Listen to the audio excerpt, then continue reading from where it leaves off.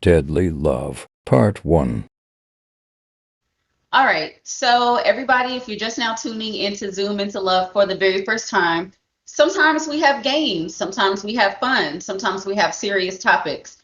And tonight is one of those serious topics because love does not always go with a fairy tale ending. Sometimes love can turn out disastrous. And that is what we're going to be dealing with tonight. Okay. We have a case out of our native state, North Carolina, where a young lady was taken into honestly she was taken into a situation that she did not deserve along with several other victims, and this young lady has been able to survive and live to share her testimony and story. Now this story, this particular love story if you will, is full of abuse and mishandling and some kidnapping, some murder. It sounds like it's right out of a crime series. Yes. And really it is. Okay, so we cannot wait to speak with her tonight. In the meantime, we're going to go ahead and show you a little clip. Hi, everybody. Everybody. All right, hang tight 2 seconds, and you can invite her.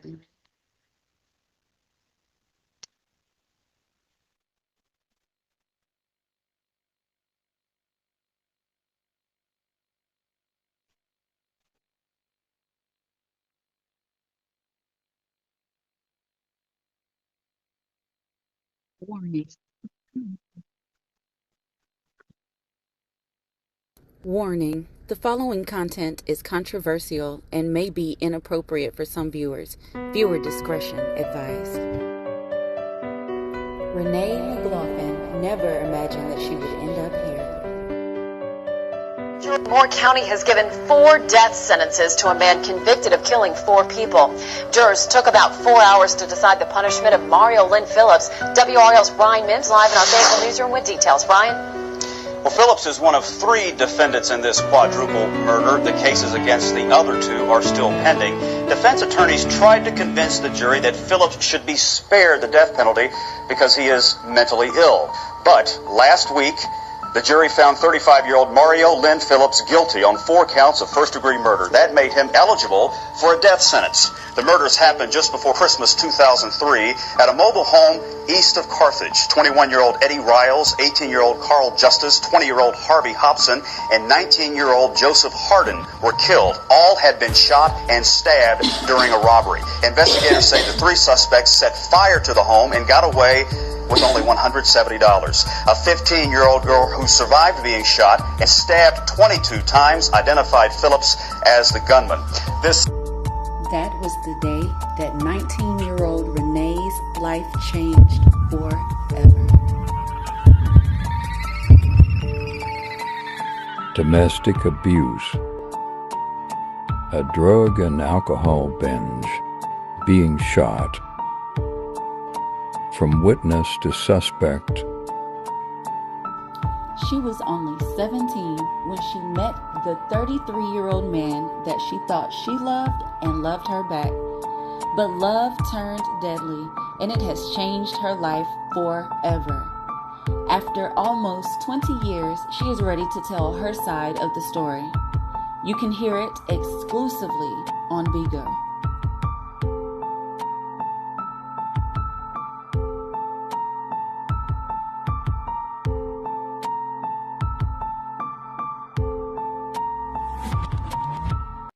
Welcome everybody back to this live. This is Zoom into Love.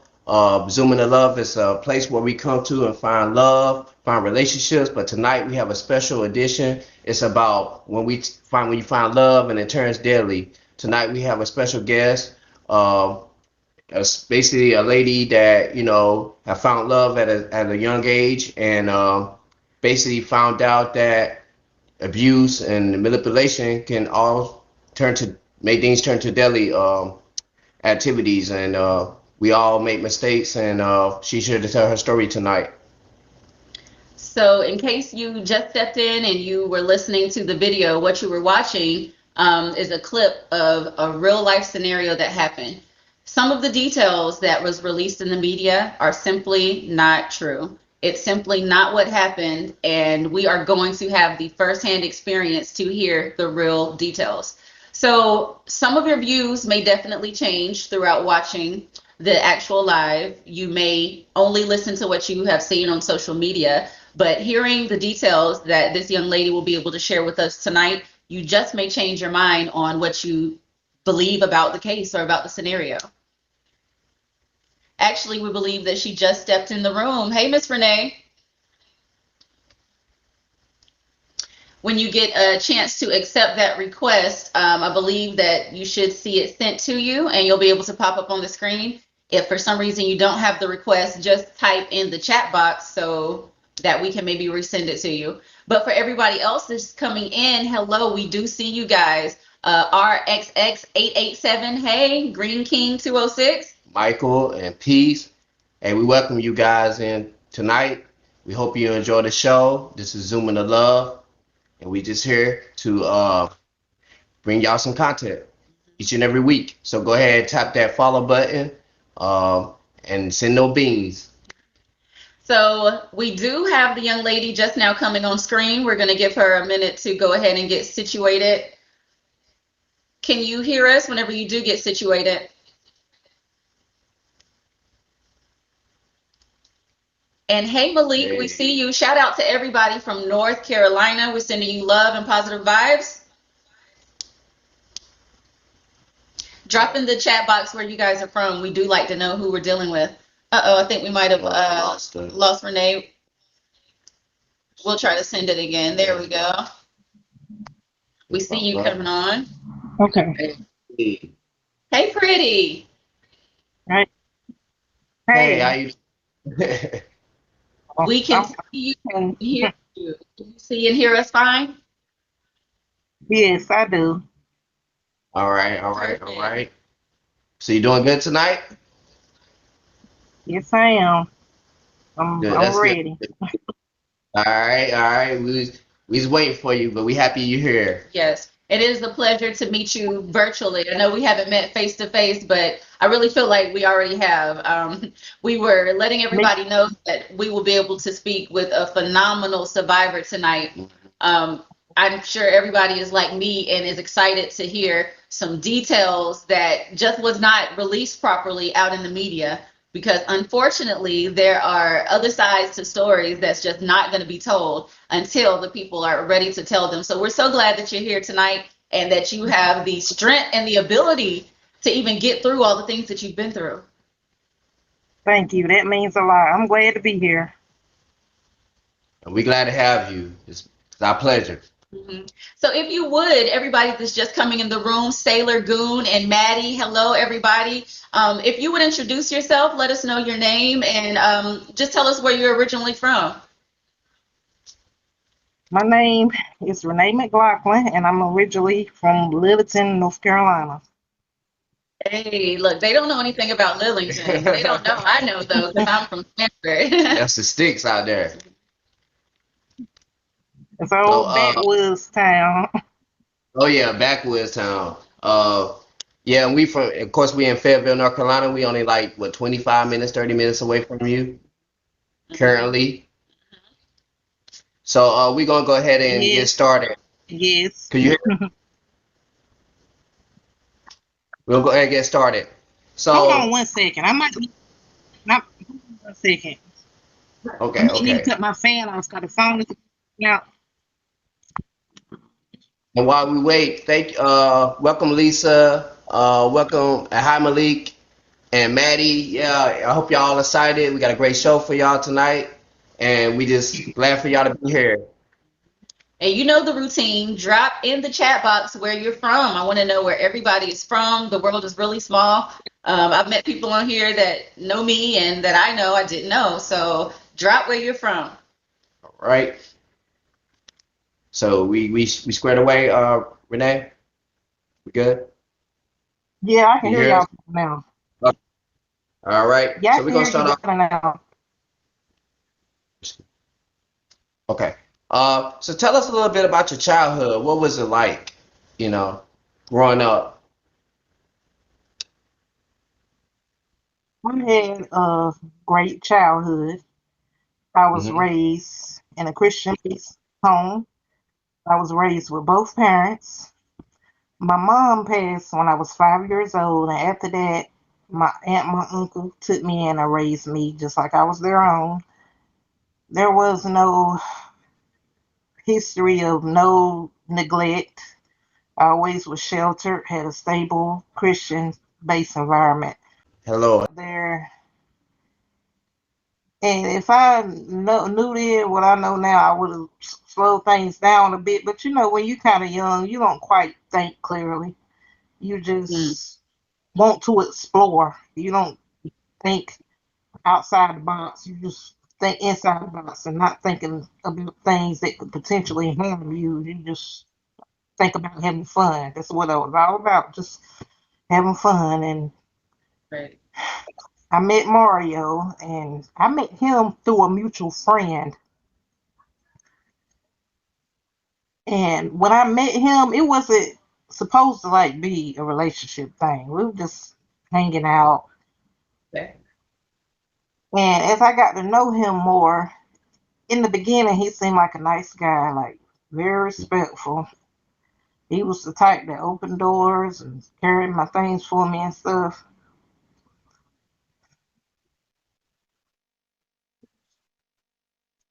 Take your time too. With that being said, I trusted him. In the beginning, I trusted him because I thought he was the man that I needed or the man that could treat me the way I need to be treated. I was just starting out. Like that was the first man I ever had feelings for. Okay. As time went on, I noticed that he has some mental issues.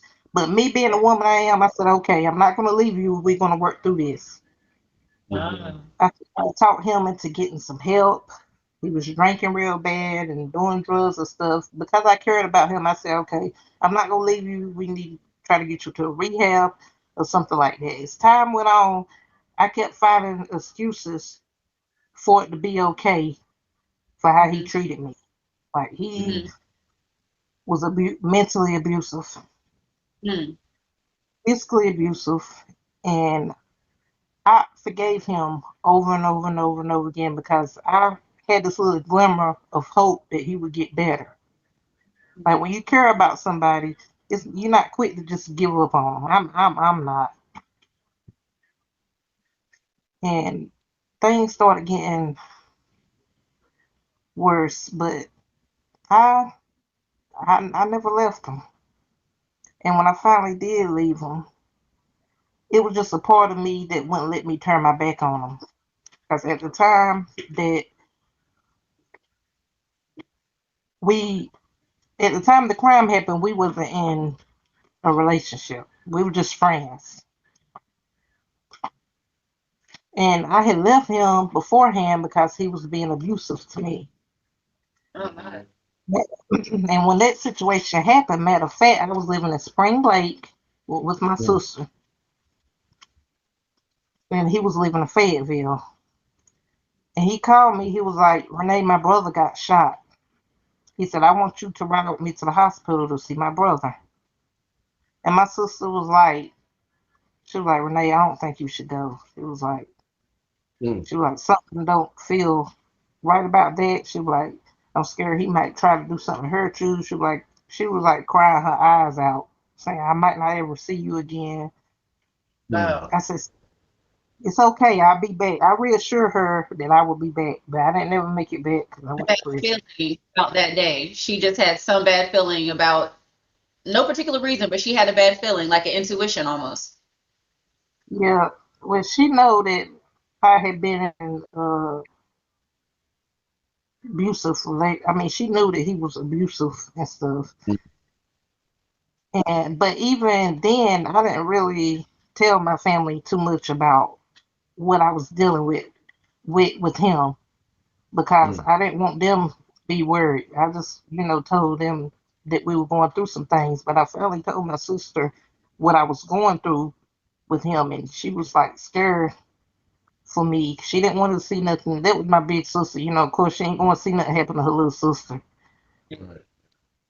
And she was like, Renee, she was like, something don't feel right. She said, I don't want you to go. Mm. shoot, I feel like you might not make it back. I said, I'm gonna be back. I promise I'll be back. So I went with him to the hospital to see his brother. After that, the plan was he was supposed to take me back home. His brother was at Cape Fear Valley Medical Center in Fayetteville. We went all the way to Carthage from Fayetteville. That wasn't the plan. I was supposed to go back home. Mm-hmm. He was like, well, I got to go holler at my homeboy about something, then I'll take you home. Mhm. And I didn't think nothing of it. Go I'm ahead. sorry. Go ahead. You can go ahead. I'm sorry. No, that's good. You fine. You fine. You can just go ahead and finish what you You're were doing saying. good. You're doing good. But if I would have known he was going there to do that to them people,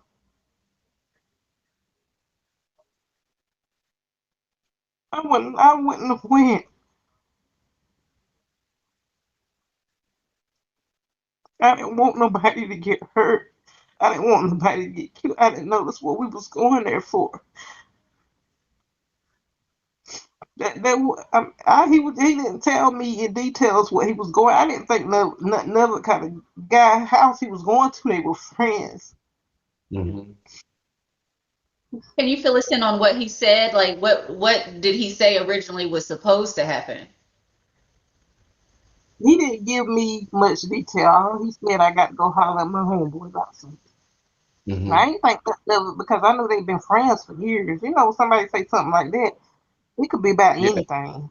You know what I'm saying? Sure. Like, so I mean, I didn't put much thought to it. But Okay, yeah. when we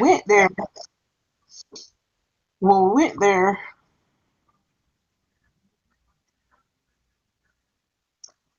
it was 4 people. Well, no, 5 people in the house. When we went there, first I sat in the truck. And then a few minutes passed. He was like, Renee, you need to come in the house because he wanted me to cut the truck off. Cause he said he didn't want me to run up his gas and stuff.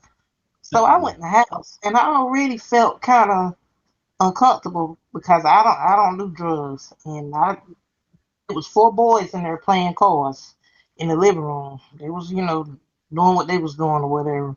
And it was a female in the kitchen. Hmm. So I went in there and talked to her. I didn't even know. I only knew one guy. This is the guy house it was. I didn't know the other people. And I talked to the girl. Me and her were just having a casual conversation. I can't remember what we talked about. But anyway, I heard some commotion behind my back. I had my back turned talking to her. And I heard Mario arguing with the other guy.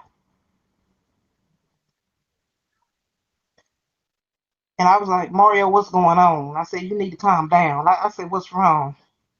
And just to catch people up, Mario is the young man that you knew and Yes. that you had dated. Mm-hmm. So Yes. Mario, okay.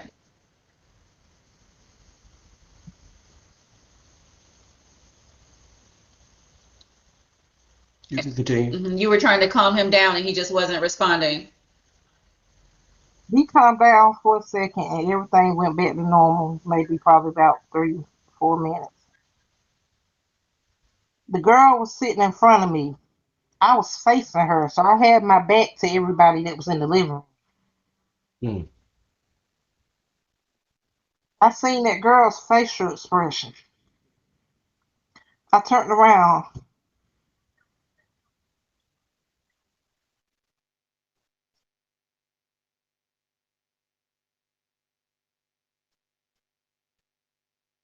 Okay. Take Take your your time, time. Take your please. time. He had shot Eddie, which was one of the victims. Give me a minute. Okay. Take your All the time you time. need. Now, while she take a break, welcome to everybody into the room. This is Zooming to Love.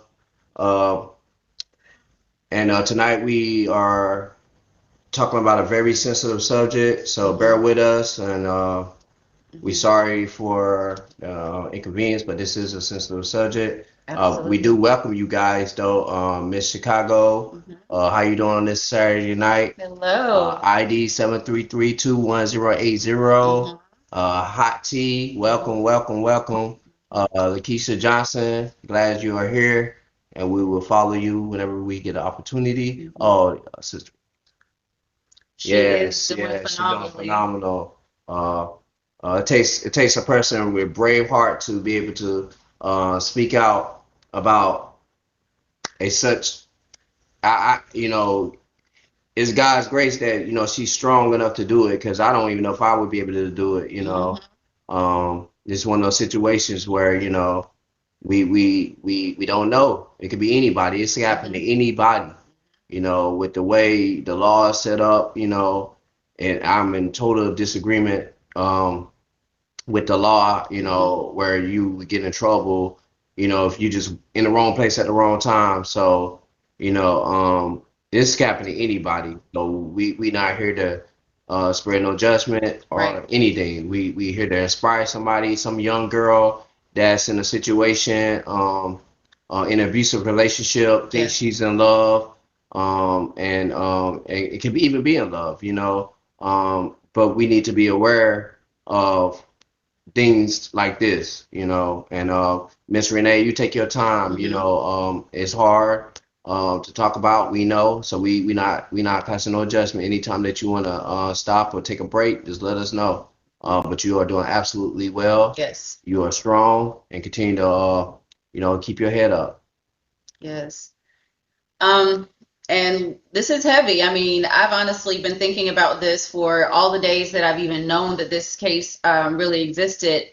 And it's not an easy situation, because she was pulled into being victimized, as you'll find out as she continued to tell her story. Everybody that's just coming in, welcome, welcome, welcome. This is Zoom into Love, but it is the Deadly Love edition. We have a survivor, an amazing, phenomenal woman that was catching us up on a situation that happened December the 19th, 2003. And it took place in North Carolina. It involves pretty much everything that nobody would ever want to have to go through, especially at the hands of someone that they loved and felt loved them. So Miss Renee, whenever you're ready, you can pick back up where you left off, and continue to take your time with it.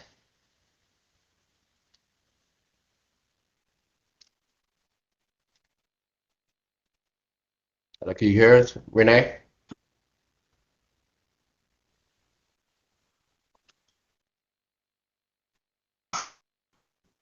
Miss Renee? She can hear us or not. It looks like the screen might be frozen. Yeah, it might be frozen a little bit. Can you hear us?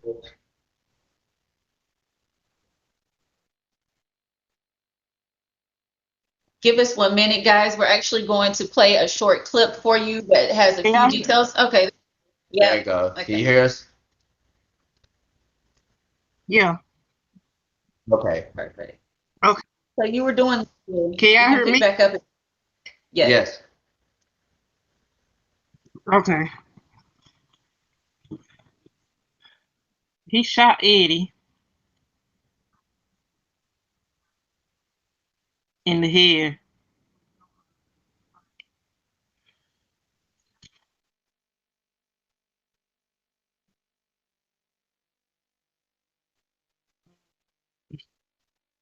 Whew, okay. He shot Eddie in the head. He told everybody else to get on the floor. And what provoked this? Take us back a few steps from where we had to left off. What even provoked that, in your opinion, at least? I heard Mario say, I know you had something to do with my brother getting shot. So his brother had got shot the day before. And I really don't think those guys had anything to do with his brother getting shot. I think Mario was just mad about the fact that his brother was shot, and he wanted someone to retaliate on. Yeah. That's just my take on it. we watched some reports, and it does seem that way. It sounds like he didn't even have any reason to connect the two, and he just had an excuse, and maybe it was wrapped in the alcohol and the drugs that he was taking that day. What he So, I agree. so how was the car ride up from Fayetteville to Carthage? Like, was he quiet? Was he rowdy then, or was he, you He know? was and like he usually be rolling his blunts, blasting his music. Nothing Mm. unusual. You ain't had no indication of him being up, like up. Of course he's upset, but not to the point where he can like. I know he was angry about his brother getting shot, but I didn't think he had. Made him eligible for a death sentence. The murders happened just before Christmas 2003 at a mobile home east of Carthage. 21-year-old Eddie Riles, 18-year-old Carl Justice, 20-year-old Harvey Hobson, and 19-year-old Joseph Hardin were killed. All had been shot and stabbed during a robbery. Investigators say the three suspects set fire to the home and got away with only $170. A 15-year-old girl who survived being shot and stabbed 22 times identified Phillips as the gunman. That was the day that 19-year-old Renee's life changed forever. Domestic abuse. A drug and alcohol binge. Being shot. From witness to suspect. She was only 17 when she met the 33-year-old man that she thought she loved and loved her back. But love turned deadly, and it has changed her life forever. After almost 20 years, she is ready to tell her side of the story. You can hear it exclusively on Bigo. We're gonna try to pick back up to the point where you was talking about you intervening and getting shot. One question earlier, to go back, you said that he told everybody to get on the floor. At that point, what did you say to him? Was he commanding everybody in the house to get on the floor, or was he just talking to the four victims that was there at the time? Well, he told everybody to get on the floor.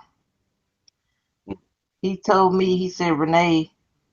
He said, I'm not gonna make you get on the floor, but he said just don't run.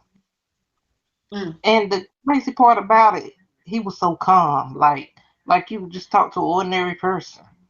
Wow. Like he was calm throughout the whole ordeal. Like he didn't change his tone of voice. He talked like he would normally talk. What? Wow. But you didn't And think he was. Go ahead. and it's like when I looked at him, you didn't see no remorse on his face. I was looking at him like, are you really gonna do this? Like I was trying to talk to him and trying to stop it. And at that point, I didn't know what to do. Right. I tried to stop him from killing those people. And at the same time, I was also concerned about my own life. I was stuck. Like all I could do was pray. All I could do was pray. I said, Lord, I don't know how this is going to end, but I said, please let me make it back home to my family. Mhm. That's the prayer that I prayed. And the fact, I guess he didn't make me get on the floor because I guess he thought I was going to assist him with whatever he was doing. I told Mario, and I told him, I said, if you try to make me do anything, you're just going to have to kill me. And I prayed to God. I said, please don't let that man put me in a predicament where I have to do something. I don't want to do nothing because if I would have had to do that, I probably would have took my own life because I wouldn't be able to live with myself hurting those people. You just don't have the heart for it, and that's part of the treating situation, because you don't have the heart to do that, yet they wanted to make you out like some evil monster that did that. I don't have the heart to hurt anybody.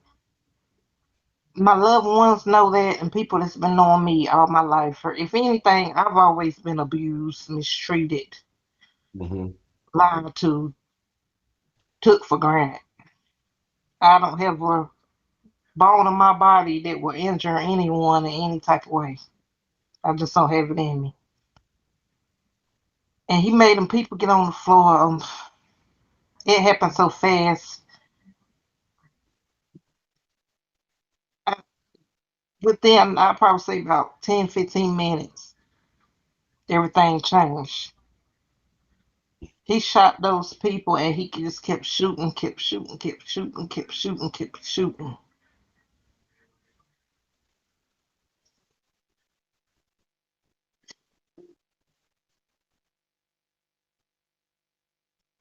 I said, Maria, please stop. Please.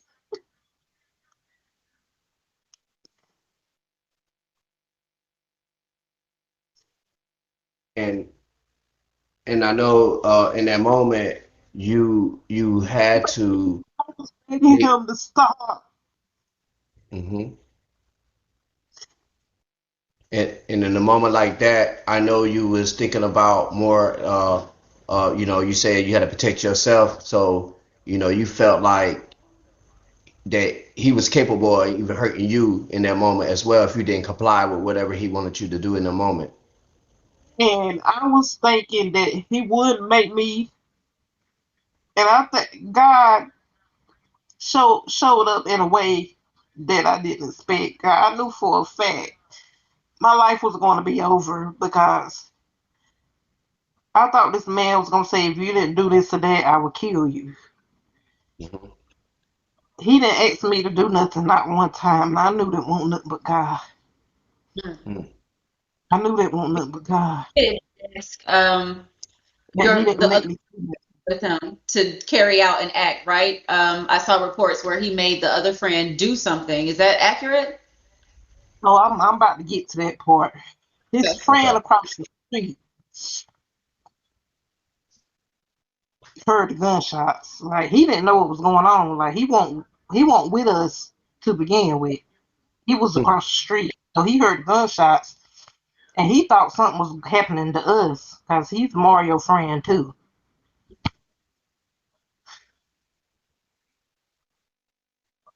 He came over there.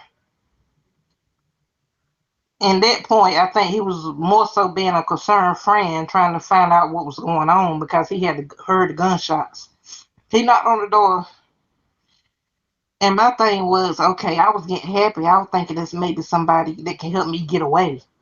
Mhm.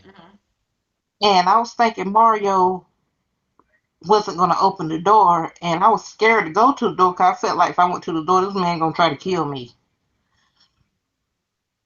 So I said to God, just help me. At that point, I didn't know what to do. I was scared to death. I just knew that that was going to be the end of my life that day. So Mario opened the door. The guy came in, which his name is Sean. That's my other co-defendant. Mhm. Mario passed him a knife.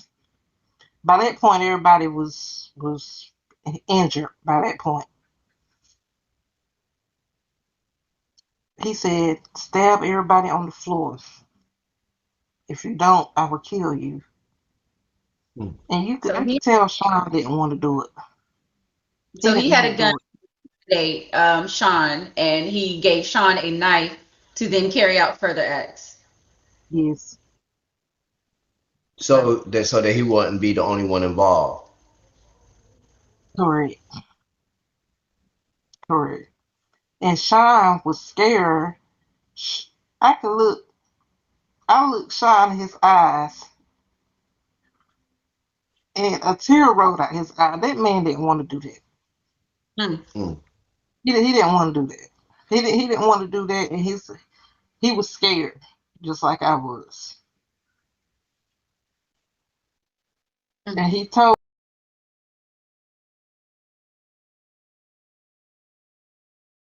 blood on my shoes from where they had, been shooting and kind of splattering on me.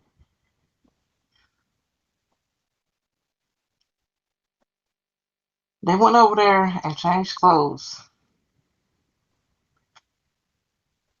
And if I would have known he wouldn't shoot me, I was thinking about running or something.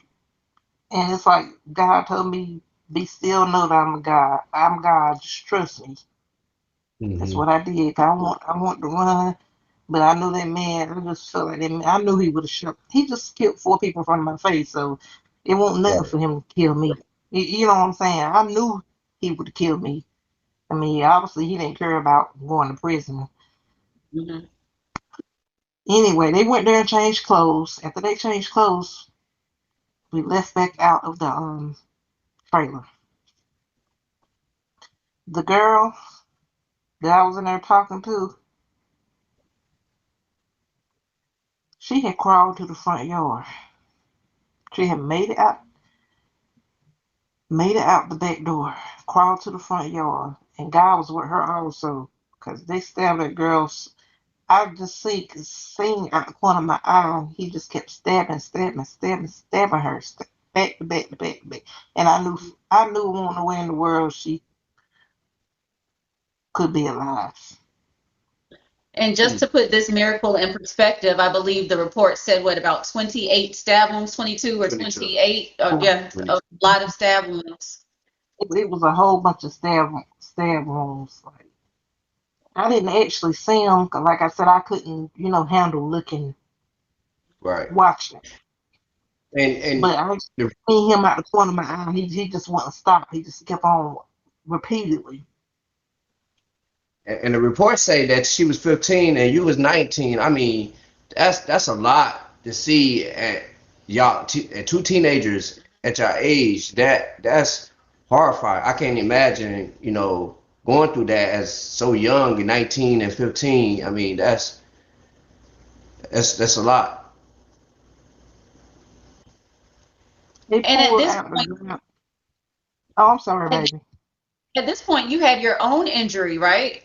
You had already sustained your own injury. I was so. I'm gonna tell you, when that happened, I got shot like in the lower part of my neck, and a lot of people don't know that because I don't tell a lot of people stuff. But this is why I'm telling my story, opening it up, because I was real, I wouldn't say secretive, but I kept my story contained for a long time because people are so judgmental and stuff, and I was just saving it for the right time, which I feel like it's now. Yes. And the thing about it, He didn't allow me to feel that. How I knew that I was injured, I felt that blood running down my back. Hmm. That's how I knew. I felt a little pain from it. The bullet didn't go all the way inside of me, but if it would have went an inch upwards, I could have been paralyzed. And Hmm. by the grace, and that's another way God blessed me, because they want nothing but God. They want nothing but God. So you had been shot. This had been during the fire. Some moments had passed. Somehow, Mhm. miraculously, you were able to still be standing. It missed your spine, and you were able to then continue to walk and to function. And that's incredible. Yeah. That's incredible. And I'm pretty sure you had a lot of adrenaline going on Yeah, as well, going to. and nervous. Yes, I was. The fact that I'm telling my story now, I'm amazed myself because I never thought. I knew I would get to this point, but I didn't think it would be this soon. And people tell me how strong I am, and people don't realize they are what's keeping me strong. My support Hmm. system, God. Without the people, without my family and friends, and God supporting me, I would not be able to do it, because sometimes I wake up in the morning, it takes everything in me to get up out of that bed. And people say, "Oh, you look so strong and you always smiling." It's a battle going on inside of me, but I refuse to give the devil the glory. I refuse. It's hard. Like I said, I have my good days and my bad days. But I also have bad years. Very, very bad years. But I pulled through it. And it that's the worstest thing I ever been through in my whole entire life. And I'm not telling my story for anybody to feel sorry for me. I'm not. That's not what I'm doing it for. Cause I done turned down 3 major platforms where I could have possibly made money and all that. But that's not what this. It's not about that. It's not about that. I want to tell the young people that you don't deserve to sell. You deserve so much more than what's in them streets. Love yourself. Listen to your parents. They wouldn't steer you wrong. Get your education. There's nothing out there in the streets. And don't be so quick to rush into something because somebody say they love you. Because when you really think you really know a person, sometimes you don't. It takes time to really get to know somebody. And Because I you did rushed not into open. You didn't think that that with he Mario. this. Sometimes, to elaborate on that, a lot of times we have red flags and we don't even see them until after, in retrospect, we look back and we be like, hey, that was a red flag. And especially being that young. How old was he, by the way? When I met Mario, I was 17. Mario was 33. And when I was young, but I looked a little bit older than my age. But some of these young girls, they look at, as far as body wise, they look a little bit more mature. Yeah. But I was wise for my age to a certain extent, maybe not wise enough, but I didn't know you can be around a person and not really know them. You have to be around a person long enough to see how they are or what their favorite color is. It's a lot of things about Mario I didn't know.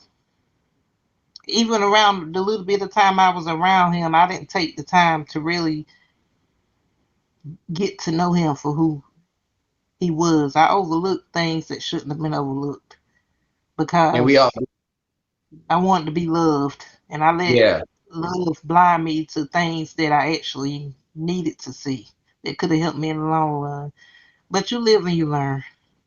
Right. Most 19-year-olds do, we thinking it's all fun. Nobody can really, tell us anything at the time. I know at 18, 19, I made mistakes. And I was dealing with an older woman at your age, so and in 18, 19. So we all caught up in love and we don't see like the red flags at that time. We just think it's love. And if we do see flaws in a person, most of the time we like, hey, we could deal with that. We could change that about that person. And that's where we make mistakes at, instead of, just, taking the red flags and just say, hey, I can't deal with this. We usually just put them in our pocket and say, hey, we could deal with this. And so don't feel bad because you was 19. I mean, we have to put that into consideration. We not looking 19 years old. Nobody looking for red flags in a way. We like, hey, I love this person. I love to have fun with this person, and that's it. At the end of the day, until they show us otherwise. So like I said, I commend you.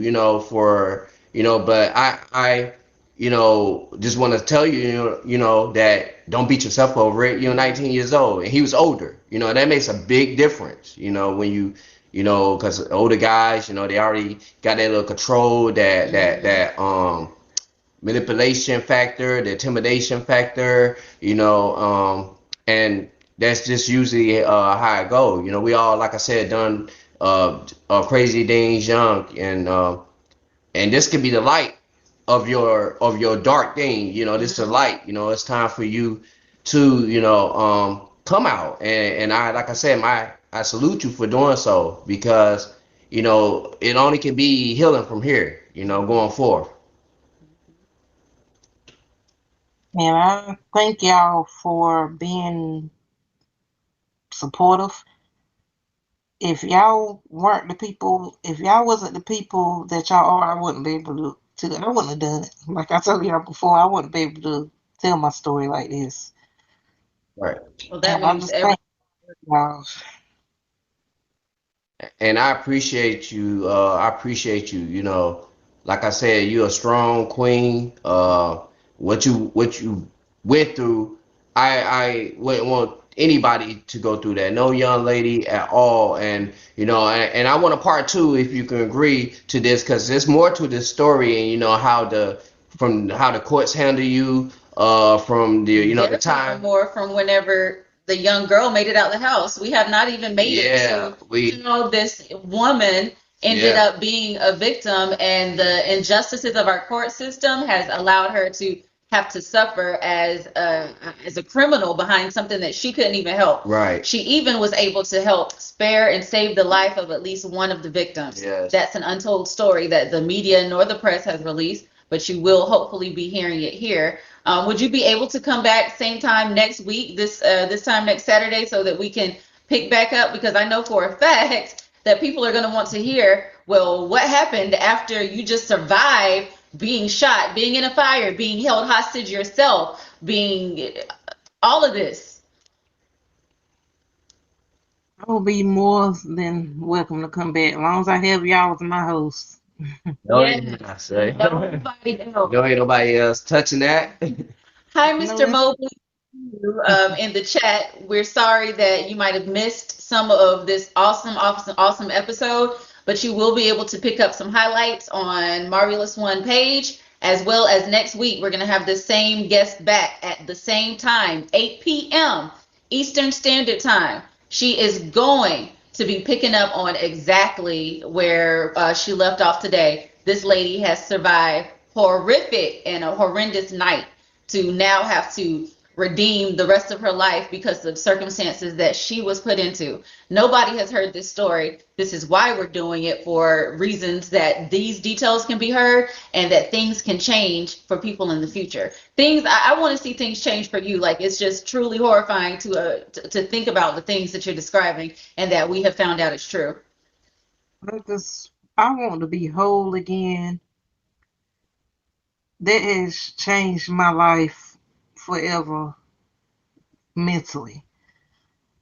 I know one day I will be healed, but I have a long way to go. It's one day at a time.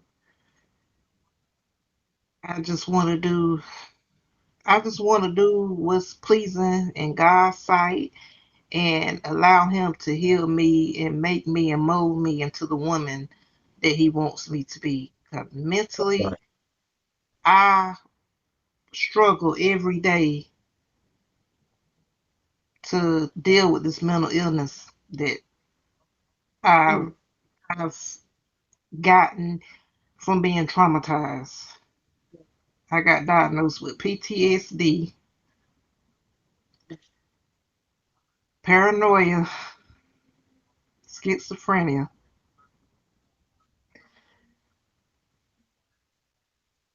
Certain things triggered. My family, my close friends and family, sometimes they have to deal with me a certain way. I mean, talk to me a certain way, Yeah. deal with me a certain way with certain things so it won't trigger certain things. And they want me on medication. Um, they said I'm supposed to be on medication, but I found peace in reading my Bible. Yes. I found peace in praying to God. If it gets to the point I need to be on medicine to deal with my trauma, I will. But in between time, I'm serving the God that always had my back and always You been there that for day. me. He won't let me down. You He talked to him. showed me his ways. So that's Mm-mm-mm. who I'm trusting as of right now. So Are you y'all just therapist? continue to keep me in prayer. Are you able to visit a therapist and maybe continue to talk to someone along your journey? I do see a therapist, Okay. but I know I know sooner or later that I'm gonna need probably gonna need some more help along the way. I know God is my help Right. also, But but technical God source. works through people. Yes, he Right. He does. works Exactly. through people. Exactly. And don't let nobody make you feel like, you don't need no help because of your faith, because he put people in place for you to be able to Faith have with works. faith. You gotta have both of them. You can't have the faith without the works. We gotta do it for ourselves. And then you going out seeking help, and that's the start. You're already Hmm. doing it. You're already halfway there. And just keep doing what you're doing, because God do hear your prayer. And like I said, the way that even we connected, it's just amazing. Like you are, this is a blessing for us, So, and I appreciate it. I just can't And explain how much I appreciate it. thank you. And people used to call me crazy. It used to bother me because people didn't understand me because they would look at me and couldn't quite gather how I look so strong after all I've been through. It's a battle raging inside of me, a battle I have to fight every day. But I'm not giving up. I know too many people can't wear my shoes. So if Right. somebody want to call me crazy, that's fine. But I'm And, crazy and I'm strong and I'm still here. That's all that matters. We're Somebody saying want to call me crazy, you can call me what you want to call me, long as I know and God know. I don't have to answer to it. and exactly, because I always have this saying, like, I can't judge what you went through, because what you went through, I might have died. I know. I might can't handle, and what I got going on, you might can't handle it because you might die, So God give us our own test. But the fact that He will not give you more than you can bear, and the testimony that you are still here today shows that your work ain't over. You got things that you need to be doing, so. And that always give me comfort to move,